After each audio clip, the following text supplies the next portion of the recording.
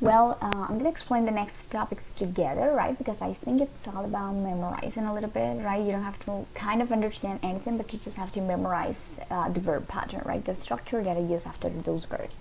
So we're gonna start with gerunds after prepositions.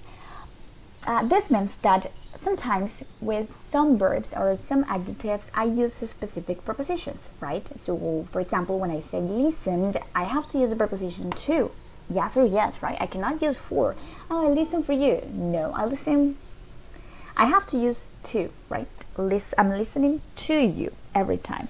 So, those prepositions are going to be always with the verb or with the adjective. So that's why you have to memorize it, right? So in this case, I have the following verbs: care about, complain about, fond of, which means when you're fond of something, insist on, look forward to, object, and worry about. So after all of these verbs plus prepositions, I'm going to use the ing. That's it. So we're looking forward to seeing you this weekend. I care about bringing coffee. I don't know. And all of that, right? Then we have adjectives plus prepositions. So we have some adjectives that are going to be accompanied with some prepositions. So bored with, capable of, excited about, good at, happy about, interested in, responsible for, right? So Anna is interested in learning more about the country, right? I'm bored with listening to you all the time. I'm capable of working hard every day of my life.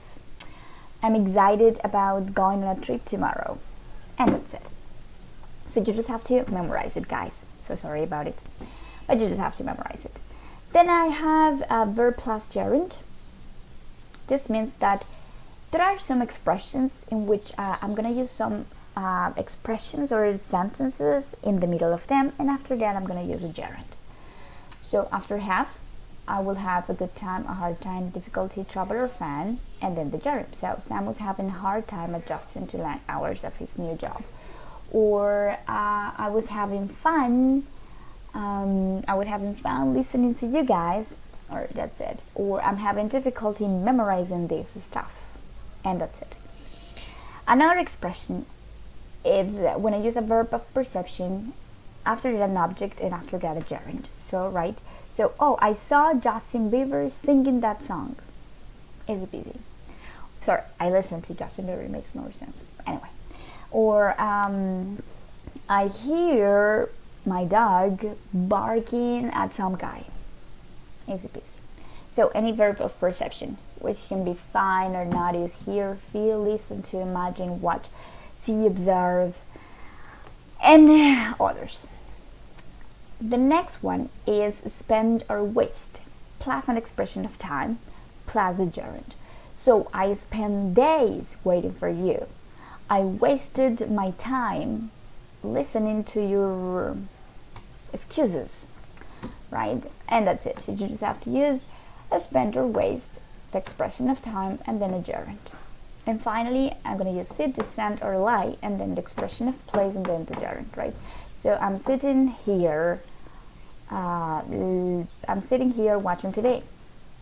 I'm standing there waiting for you, right? And that's it.